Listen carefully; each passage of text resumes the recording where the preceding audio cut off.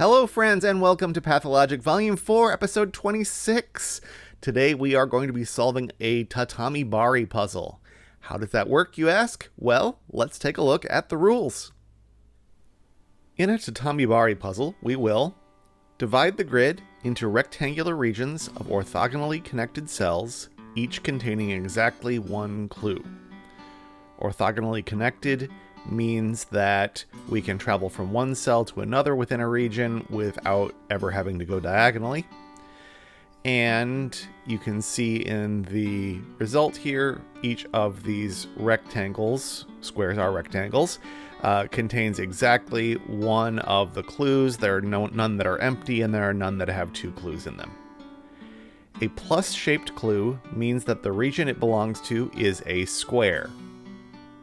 A line-shaped clue means that the region it belongs to is a rectangle with the longer edge parallel to the line, which is a very precise way of just kind of seeing what it looks like. This stretches horizontally, so this is kind of a horizontal rectangle, whereas this stretches vertically, so it is a vertical rectangle. Four regions may never share the same corner. We can't have any point in the grid where we have all four lines next to it drawn. Those are the rules of Tatamibari, so it's time to solve a puzzle. Today's Tatamibari puzzle was set by Shye. I'm going to start by looking at the corners, I think. This corner could either be a single 1x1 or it could stretch to become a 2x2. It couldn't get any farther because there are other clues. So that's not quite restricted enough. These are wide open here. This one, though, seems restricted. This has to be more. This has to be a rectangle that is taller than it is wide. And if it were to stretch left at all, then it would need to be at least 3 tall, and it can't go that tall. So this is going to be restricted to that shape.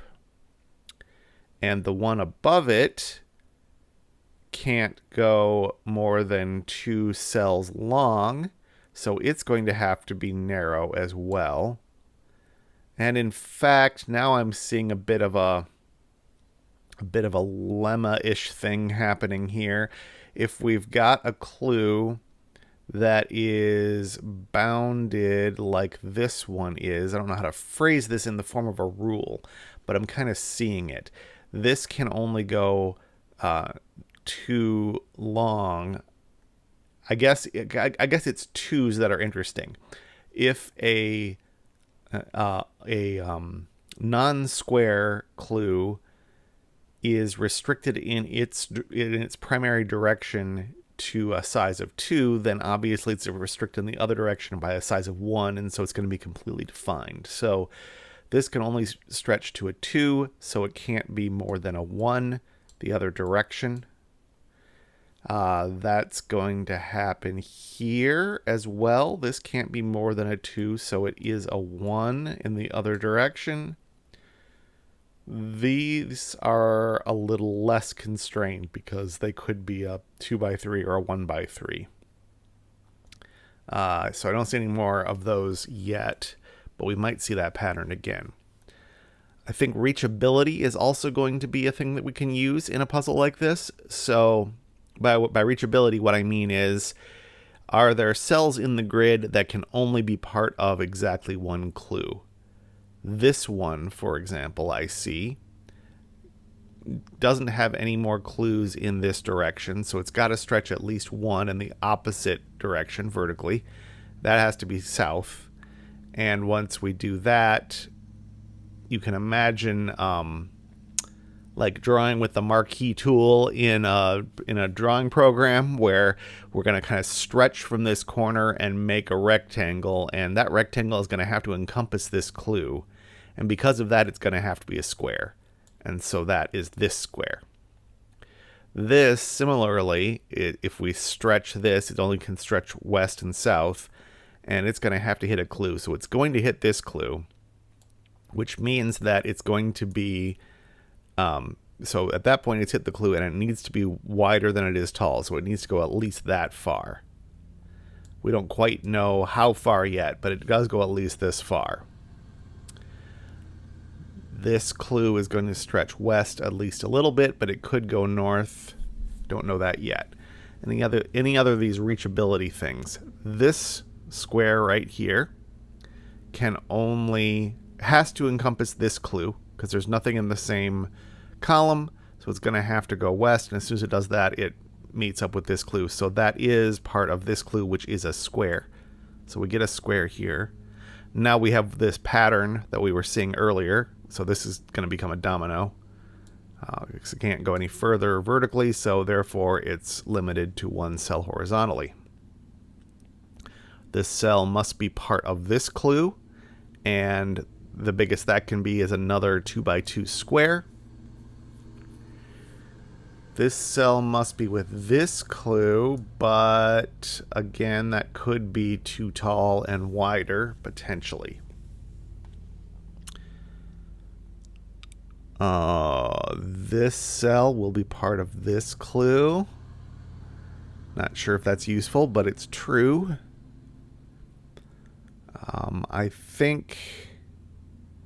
Alright, this cell can only go with the clue right below it, because anything else would collide with other stuff if we were to try to make it meet up with any of these other clues. So this does go with that. And since it's a square, that means it's at least this big. Probably, I'm kind of imagining it's going to end up being a 4x4. Can we prove that? I guess this could stretch further, so I guess I don't know that it's going to be a 4x4. It just does seem kind of likely. What can we do next? This square... There are still a few options for that. So that's not great. There's going to be something more about reachability, I think, in these big cavernous spots where we're probably going to end up saying that something has to go with this clue right here. I think this looks vulnerable. That's as close as I can get to this one. So this cell, it can't be part of this clue. It can't stretch to the west. Because if it did, this would need to be at least 4 tall, and there's just not enough room to do that. So this cell does not match up with this one. Therefore, nothing else in that column. If it doesn't hit the clue in the same row as it certainly can't reach any other clues in that column. Can it take up either of these? I think that's pretty obviously no, because those would be very tall and therefore would have to be extremely wide, and there's not enough room to do that, and so therefore can't hit any of these. So this one does meet up with that clue, and since it's a square, we've got that whole region claimed. That's good, I think.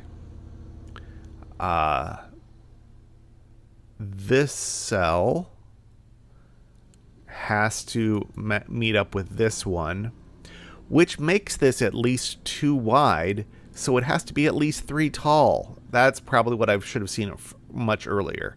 So that is going to be maximized in the room that it can take. Then this cell now can't go with this clue, which was the only option before, so this square is going to be increased in size, and that will do a lot of work for us because it tells us this clue is complete like it is already. This cell has to go with this clue, and because it's a horizontal clue, it's going to have to stretch further, and that's as far as it can stretch. This clue is going to have to stretch at least one cell in order to stay horizontal, which bounds in this square, like so. This cell goes with that clue. Now we've got these 2 rectangles, either of which could stretch up or down to this middle row. something is going to tell us which one is which. I wonder what that is. Oh, we have never once used the rule about 4 regions meeting at a corner. We've gone pretty far, and I bet some of the more difficult realizations that I've come to would have been a lot easier had we been using that. That's going to trivialize a lot of what's left now, because what I should have been doing the whole time was when we have any intersection with 3 lines on it, I should have been drawing a helper line across the last bit of that. And that completely defines this region. That completely defines, well, that tells us this is too tall, so it's at least 3 long. It tells me that this is only 2 long, so it can only be 1 high. These 2 cells have to belong to that clue. Yeah, that was the way to do it. These 2 cells have to go together and can't meet up with this because we would then need a 4x4, and there's not enough room to do a 4x4 anymore. So this will be part of that clue, and this will stretch on all the way over there, and we will finish up by saying that this is a 2x2. So while this was a valid path to go through all of those more difficult deductions, I think by using that last clue up front, the last rule of the puzzle, we would have more quickly been able to say that is how you solve a Tatamibari.